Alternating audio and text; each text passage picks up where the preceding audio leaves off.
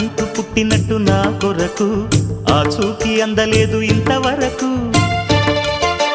వచ్చింది గాని ఈడు ఒంటి వరకు వేధించలేదు నన్ను జంట కొరకు చూశాక ఒక్కసారి ఇంత వెలుగు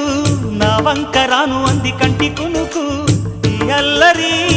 గారడి నీలీల అనుకోనా